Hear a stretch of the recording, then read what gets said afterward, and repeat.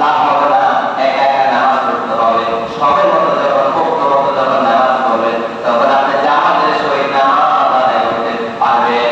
রাসূল কারীম সাল্লাল্লাহু আলাইহি ওয়াসাল্লাম বলেন, আমার কোন উম্মতরা যখন পাঁচ ওয়াক্ত নামাজ যখন জামাতের সহিত যখন আদায় করবে, আল্লাহ তাআলা তাদেরকে পাঁচটি সম্মানিত পুরস্কার দান করবে। এক নম্বরের পুরস্কার হলো বান্দা যখন নামাজ আদায় করবে তার দুনিয়ার রোজগার অভাব দূর করে দিবে। দুই নম্বর পুরস্কার হলো বান্দা যখন সময় মতো নামাজ আদায় করবে তার কবর আযাব মাফ করে দিবে। তিন নম্বর পুরস্কার হলো বান্দা যখন সময় মতো নামাজ আদায় করবে তিন নম্বর হলো ডান হাতে আমলনামা দিবে। চার নম্বরের পুরস্কার হলো বান্দা যখন সময় মতো যখন নামাজ আদায় করবে আল্লাহ তাআলা ওই মুমিন বান্দাকে 30,000 ফুলসিরাতের রাস্তা পার করে আনবে। পাঁচ নম্বর পুরস্কার হলো বান্দা যখন সময় মতো যখন নামাজ আদায় করবে আল্লাহ তাআলা তাকে জান্নাত দান করবে। মিফতাহুল জান্নাতি সালাত, নামাজ হলো জান্নাতের চাবি।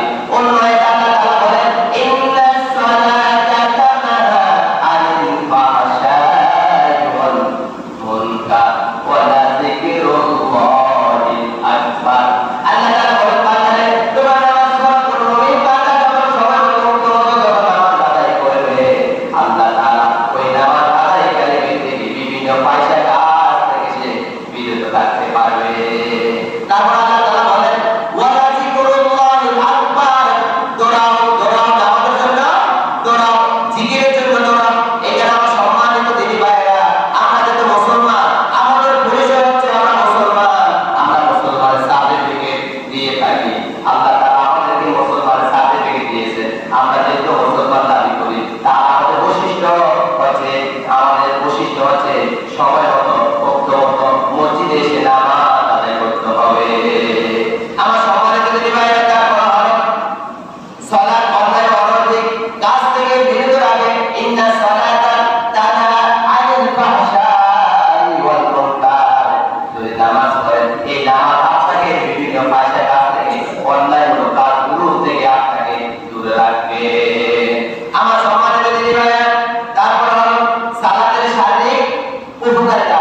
বিজ্ঞানীরা বলেছেন এবং সাহাবায়ে তাবেঈনরা বলেছেন, বিভিন্ন মুফাসসির কেরাম বলেছেন, ওই ইমানদার বান্দা যখন সময় মতো যখন নামাজ আদায় করবে, ভক্ত মতো নামাজ আদায় করবে, এই নামাজটা প্রত্যেকটা ইমানদার বান্দাদের জন্য হলো শারীরিক উপকারিতা।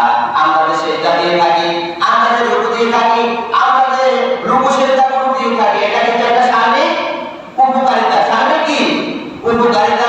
এখানে আমার সম্মানিত দিদি ভাইরা, যারা রেগুলার নামাজ পড়বে, এই নামাজ তাদের জন্য শরীরের জন্য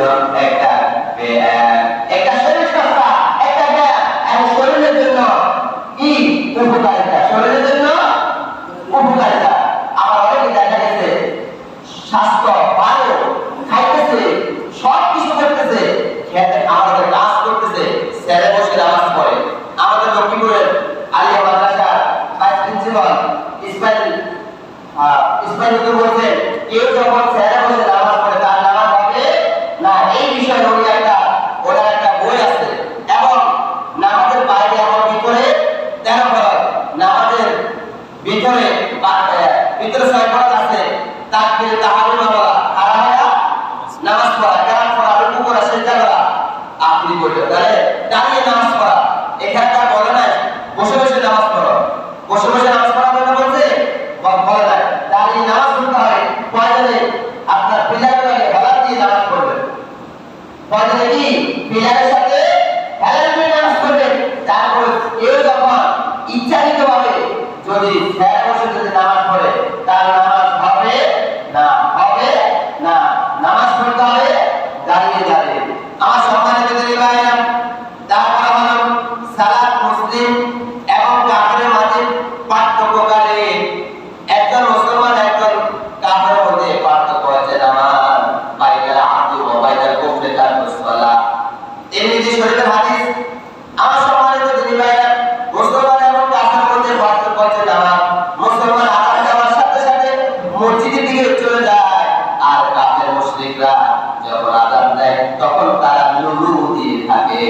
লুলু কিন্তু ইসলামের মধ্যে জায়েজ নাই। আর আযান দেওয়ার সাথে সাথে মুসলমানরা নামাজের মধ্যে নামাজ পড়তে চলে যায়। আল্লাহ তাআলা বলেন ইয়া আইয়ুহাল্লাযীনা আমানু ইযা নুদিয়া লিস-সালাতি মিন ইয়াউমিল জুমআ ফাসআউ ইলা যিকরিল্লাহি ওয়া যারুল বা'র যালিকুম খায়রুল লাকুম ইন কুনতুম তা'লামুন। আল্লাহ তাআলা বলেন হে বান্দাগণ, যখন মুয়াজ্জিন সাহেব যখন আযান দেয় তখন তোমরা দুনিয়ার কাজ করো, সব কিছু ছেড়ে দিয়ে তোমরা জিকিরের জন্য দাবিত হও, নামাজের জন্য দাবিত হও। আর যখন নামাজ যখন শেষ হয়ে যাবে তখন তোমরা তোমাদের রীতি কর্মসূচির জন্য তোমরা দৌড়াও। এখানে আমার সম্মানিত দিদি ভাইরা, নামাজের সময় যখন হয়ে যাবে দেরি না করে আমরা সবাই মতো আমরা জামাতের সহিত আমরা নামাজটা আমরা আদায় করব। যদি সবাই মতো যদি নামাজ আদায় করেন তাহলে আল্লাহ তাআলা আপনার জন্য জান্নাতের সুব্যবস্থা করে রেখেছেন। আমার সম্মানিত দিদি ভাইরা, তারপর হলো নফল সালাত, ফরজ সালাতের পরিপূরক।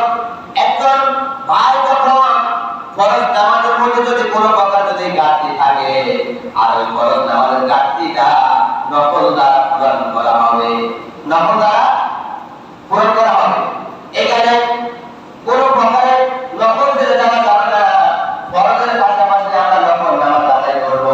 আসলে ময়দানে একজন ব্যক্তির নামাজওয়ালা ব্যক্তির যখন হিসাব নেওয়া হবে তখন তার যদি ফরজ নামাজের মধ্যে যদি ঘাটতি থাকে তাহলে ওই নফল দ্বারা ঘাটতিগুলো পূরণ করা হবে। আমার সম্মানিত দিদি ভাইরা, তারপর হলো সালাতে সূরা ফাতিহা পর আমিন বলা।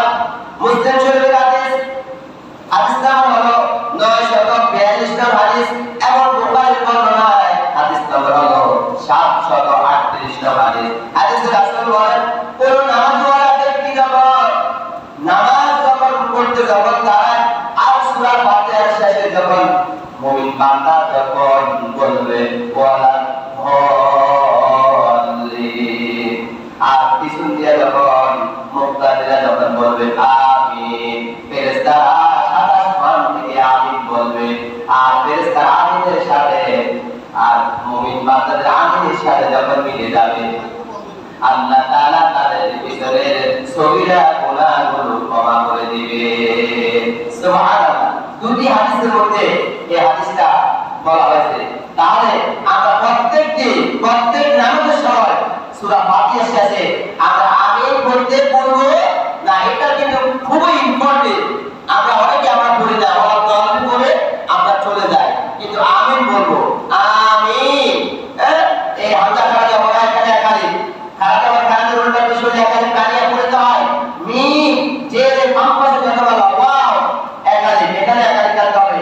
আমিন নুন শব্দ করে ধরতে হবে। আমার সম্মানিত দিদি ভাইরা, তারপরে সূরা বাকারা 3 নম্বর আয়াত আল্লাহ তাআলা বলেন আল্লাযীনা ইউমিনুনা বিল গায়বি ওয়া ইউকিমুনাস সালাতা ওয়া মিম্মা রাযাকনাহুম ইউনফিকুন। আল্লাহ তাআলা বলেন যারা অতীতের বিষয়ের প্রতি ঈমান আনয়ন করেছে, তারপর নামাজ আদায় করেছে, এবং যারা ঈমান আনয়ন করেছে নামাজ আদায় করেছে, আল্লাহ তাআলা তাদেরকে বলেছেন ওই ইমানদার বান্দাগণ আমি তোমাদেরকে যে রিজিক দিয়েছি, যে সম্পদ দিয়েছি, ওয়া মিম্মা রাযাকনাহুম ইউনফিকুন, এই রিজিক থেকে এই অর্থ থেকে আমার রাস্তায় কিছু খরচ করে দাও। সুবহানাল্লাহ। তাহলে নামাজ আল্লাহ তাআলার প্রতি ঈমান আনতে হবে, আর নামাজ আদায় করতে হবে, আর আল্লাহর রাস্তায় খরচ করতে হবে। আল্লাহর রাস্তায় কি খরচ করতে হবে। আমার সম্মানিত দিদি ভাইরা, তারপরে আল্লাহ তাআলা বলেন হাফিজু আলাস সালাওয়াতি ওয়াস সালাতিল উসতা ওয়া কুমু লিল্লাহি ওয়ালিদিন। আল্লাহ তাআলা বলেন তোমরা সালাত সময়ের উপর গভীরভাবে যত্নবান হও, বিশেষ করে মধ্যবর্তী সালাত, এবং তোমরা আল্লাহর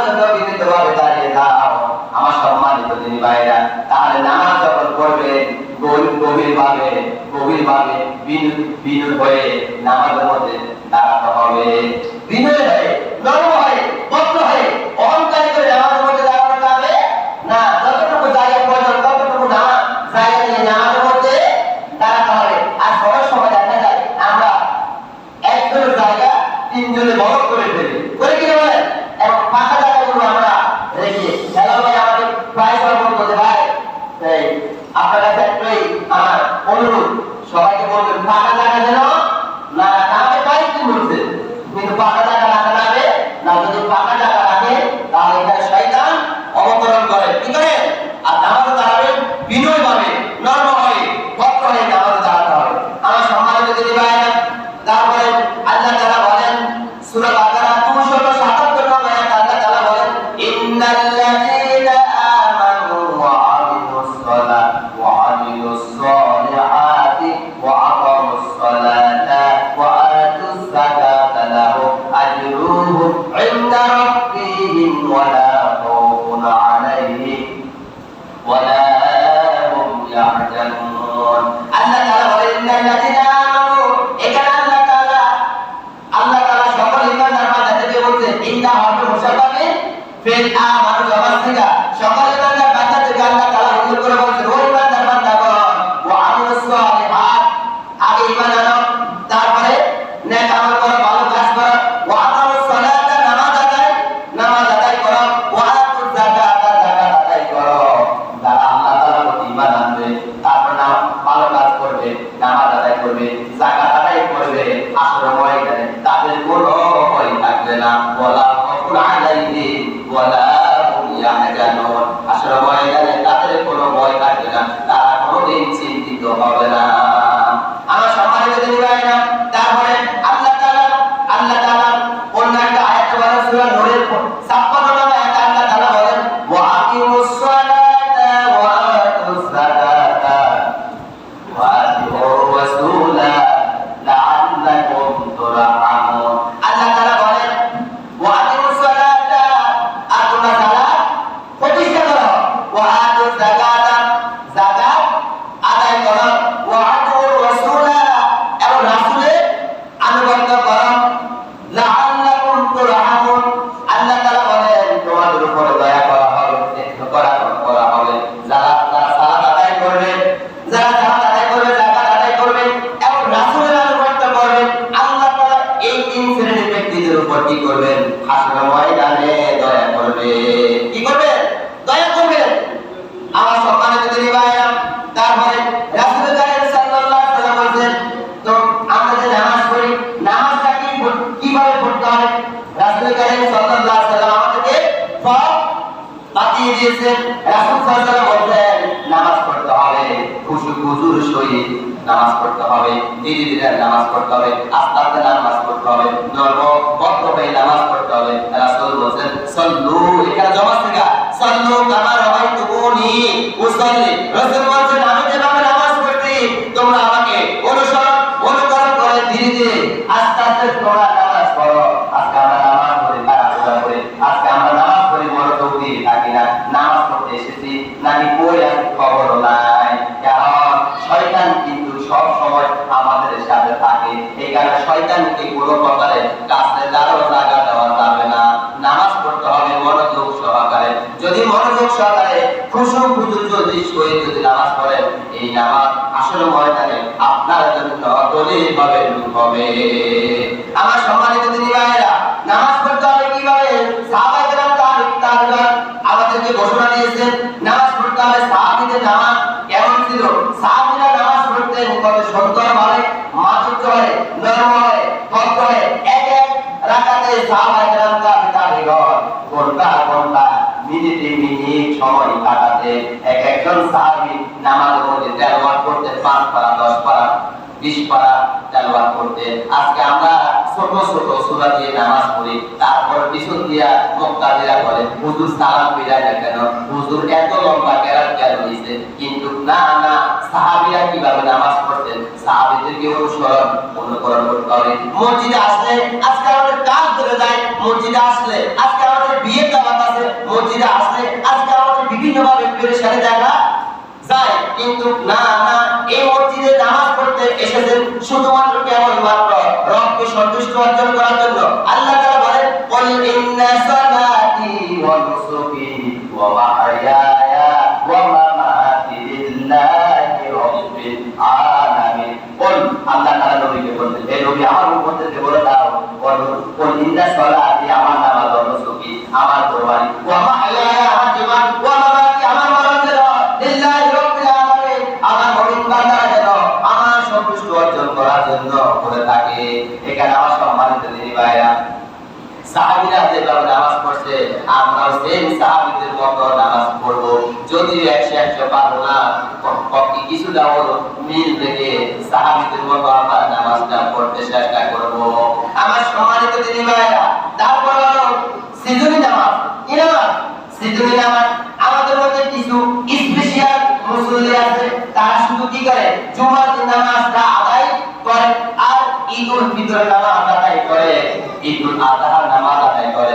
কিন্তু আর সমাজের মধ্যে যদি কোন একজন ব্যক্তি যদি মারা যায়, পুরুষ হোক মহিলা হোক, মারা যায়, ওই জানাজার মধ্যে উপস্থিত হয়, বাকি 5 ওয়াক্ত নামাজের খবর নাই। বাকি 5 ওয়াক্ত নামাজের কি নাই? খবর নাই। কিন্তু না হবে না, নামাজ পড়তে হবে 5 ওয়াক্ত নামাজ। 5 ওয়াক্ত নামাজ সময় মতো পড়তে হবে, বক্তব্য নামাজ পড়তে হবে। আমার সম্মানিত দিদি ভাইরা, যদি আমরা সিজুনি নামাজ যদি আদায় করি, যদি মৌসুম নামাজ যদি আমরা আদায় করি, তাহলে আমরা জান্নাতে যেতে পারবো না। যেহেতু আমরা মুসলমান, আমাদের সার্টিফিকেট হচ্ছে আমরা ইমানদার, আমরা মুত্তাকি, আমরা পরহেজগার। তাহলে সিজুনি নামাজ বাদ দিয়ে আমরা রেগুলার নামাজ আমরা আদায় করব। কে কে রেগুলার নামাজ আদায় করবেন? হাত তোলেন। হাত তুলছেন অনেকে। আমি বলছি কে কে রেগুলার নামাজ আদায় করবেন না? তার মানে আলোচনা থেকে মনোযোগ না, বুঝতে হবে, মনোযোগ দিতে হবে, বুঝলেন? তার মানে সিজুনি নামাজ বাদ দিয়ে রেগুলার নামাজ ধরতে হবে। রেগুলার নামাজ কি ধরতে হবে? আমার সম্মানিত দিনী ভাইরা, তারপর হলো নামাজে থেকে রুকু ইমাম নির্বাচন করা হয়। সুতরাং সমাজের মধ্যে যাচাই বাছাই করে নেতা নির্বাচন করতে হবে। নেতা সমাজের মধ্যে যেভাবে ইমাম নির্বাচন করে, ইমামের ইন্টারভিউ দিয়ে থাকে, ওইভাবে সে নেতাও নির্বাচন করতে হবে। আজকে কয়েকদিন দেখছেন তো যুদ্ধ চলতেছে বাংলাদেশে, 5 এরকম আমরা লিখবো। আমার সম্মানিত দিনী ভাইরা, তা তো হবে না। সাদা কাল জানি রাখবে কি আমার মাদ্রাসার ব্যাপারে, ওই যে বলাটা সাদা সব তৈরি করার জন্য তার মাদ্রাসার ব্যানার আর একটা অভিভাবক সমাবেশ নতুন মাদ্রাসার স্থান দিতে আপনার আসরের আগে আমরা 4:35 মিনিটে মিছিল হয়েছে। মিছিল হওয়ার সাথে সাথে নেট বন্ধ করে দিতে, নেট তো যদি তার থেকে বন্ধ, সিমগুলো ডাইরেক্ট বরস, সিমগুলো কি রবি সিম ডাইরেক্ট বরস, সিম বন্ধ। দেখছেন কত জাহেল, কত জাহেল, সিমগুলো ডাইরেক্ট বরস করে দিয়েছে। বাসা বাড়ি ভালো, আমি আসর নামাজ ওখানে পড়ছি, তারপরে আসরের পরে বাসা বাড়ি ভালো আছে, সিম আসছে, তার মানে বাসা বাড়ির পর থেকে সিম অফ। সিম কি মানে যোগাযোগটা বন্ধ করে দিয়েছে। আর আজকে 3 দিন যাবত, গত পরশু রাত 1টার পর থেকে নেট বন্ধ। আপনারা জানেন নেট বন্ধ করে দিয়েছে। এই দিন আর কি আছে, নির্বাচন করতে হবে। মসজিদের ইমাম যেভাবে নির্বাচন করা হয়, সমাজের নেতা ওইভাবে নির্বাচন করতে হবে। প্রত্যেকটা সমাজ থেকে যখন আমরা ইমামের মতো নির্বাচন তৈরি করব, প্রত্যেকটা সমাজ থেকে যখন আমরা উঁচু আওয়াজে কথা বলবো, হকটা কথা বলবো, ইনশাআল্লাহ প্রত্যেকটা সমাজ পরিবর্তন হয়ে যাবে। আজকে কোটা নিয়ে আজকে আমরা পেরেশানি, কোটা আজকে মুক্তিযোদ্ধা ছেলে নাতি যা আছে 14 গোষ্ঠী, আপনার মুক্তিযোদ্ধা তারা চাকরি পায়। আর বিশ্ববিদ্যালয়ের মধ্যে আমার ভাইরা না দে রাত্রে রাত বিজনেস করে থাকে। 24 ঘন্টার মধ্যে 22 ঘন্টা, 21 ঘন্টা, 20 ঘন্টা পড়ে থাকে। কত মেধাবী, কত ট্যালেন্ট, তারা চাকরি পায় না। আর মুক্তিযোদ্ধা যেমন খেলা পাস, মেট্রিক পাস করলে তাদের চাকরি হয়ে যায়, তাদের কি চাকরি হয়ে যায়। এটা নিয়ে আজকে কয়েকদিন প্রতিবাদ করতেছে। এবং নারীদের কোটা 60%, নারীদের কোটা কি 60%। দেখছেন সরকার কিভাবে তাদেরকে সুযোগ দিয়েছে। এখানে আমার সম্মানিত দিনী ভাইরা, মসজিদের সমাজ, মসজিদের নেতা কিভাবে নির্বাচন করা হয়, এবং সমাজের মধ্যে এমপি, মন্ত্রী, এবং চেয়ারম্যান, মেম্বার, চৌকিদার, একদম নির্বাচন থেকে সংসদ পর্যন্ত প্রত্যেকটা সেকশনে, প্রত্যেকটা কি সেক্টরে ইমামের মতো তাদেরকে কি করতে হবে, জাস্টিফাই করে নির্বাচন করতে হবে। যদি তাদেরকে জাস্টিফাই করতে দিই, নির্বাচন না করে, এবং একদম যে কোনো সময় ভেঙে পড়ে যাইতে পারে, ভেঙে পড়ে কি যাইতে পারে। ফেরাউন কি পরের দিন পর্যন্ত টিকছে কিনা, শেষ পর্যন্ত ফেরাউন বলছে আনা রাব্বুকুল আলা, আমি কি আল্লাহ। গত জমা বলছে না, ফেরাউনের বাহিনী আল্লাহ তাআলা কি করছে, পানির মধ্যে ডুবিয়ে মারছে কিনা, একদম সেম। সময় বেশি কিন্তু নাই, সময় বেশি কিন্তু কি নাই। এই দিন আরো আছে, খবর আছে, কিন্তু ফরেনার জায়গাও কি তারা খোঁজ করে পাবে না। এখানে ইমানদার কাউকে ভয় করে না। ইমানদার ভয় করে কেবলমাত্র শুধুমাত্র কাকে বলেন? আল্লাহকে। এখানে আমরা কাকে ভয় করবো? আল্লাহকে ভয় করবো। এখানে আমরা ধৈর্য, আল্লাহ তাআলা বলেছেন সূরা আসরের মধ্যে কত সুন্দর ব্যাখ্যা বিশ্লেষণ দিয়েছেন, দিয়েছেন কিনা? দিয়েছেন। এখানে সূরা আসরটা যদি আমরা কমপক্ষে যদি আমরা আমল করি, আলহামদুলিল্লাহ আমাদের পুরো জিন্দেগিটা পরিবর্তন হয়ে যাবে। সবর করতে হবে, ইন্নাল্লাহা মা'আস সাবিরিন। সবর করতে হবে, নিশ্চয় সবরকারী কি? ধৈর্যশীল, যেটা আল্লাহ তাআলা ভালোবাসেন। এখানে আমরা সবর করব, আল্লাহ তাআলার কাছে আমরা দোয়া করব, আল্লাহ তাআলা যেন এই জালিম সরকারকে যেন আল্লাহ তাআলা যেন ফেরাউনের মতো যেন ধ্বংস করে দেয়, উৎখাত করে দেয়। আমরা আল্লাহ তাআলার কাছে শুধু এইটাই দোয়া করব, প্রত্যেকটা পণ্যের যে পরিমাণ দাম বাড়তেছে, আমাদের মধ্যে যারা নিরীহ মানুষ, গরিব, দিনের দিন খায়, তারা কত কষ্ট করে চলতেছে। আপনার আমি না হয়তো খাইতেছি, আমরা আমাদের মোটামুটি কিছু একটা ইনকাম আছে, যারা দরিদ্র একদম দিনের দিন খায়, তাদের কি অবস্থা হবে বলো তো? তাদের কি অবস্থা হবে? প্রত্যেকটা পণ্যের যে পরিমাণ দাম, এখানে আমার সম্মানিত দিনী ভাইরা, আসলে এটাও কিন্তু একটা ইমানদার বান্দাদের জন্য পরীক্ষা শুরু। পরীক্ষা শুরু। আমরা ধৈর্য হারা হবো না। আমরা কি ধৈর্য হারা হবো না? মুসলমান সবসময় বিজয় হবে। সাহাবায়ে কেরাম, তাবেঈগণ, সকল নবীগণ বিজয় হয়েছে, আমরা কি বিজয় হবো ইনশাআল্লাহ। আমাদের এতটুকু আশাবাদী আছে, আমরা নৈরাশ হব না। আমরা আল্লাহ তাআলার রহমত থেকে আমরা নৈরাশ হব না। আমার সম্মানিত সুধী, আমি যে বিষয়টা নিয়ে আলোচনা করছি, আমার বিষয়টা হচ্ছে নামাজের গুরুত্ব, ফজিলত এবং সাহাবায়ে কেরাম, তাবেঈগণের নামাজ কেমন ছিল। আমরা নামাজ পড়বো, নামাজের মাধ্যমে দিন প্রতিষ্ঠা হবে। আমরা নামাজে পড়ি না, দিন কায়েম হবে কিভাবে? একেবারে কায়েম হবে কিভাবে?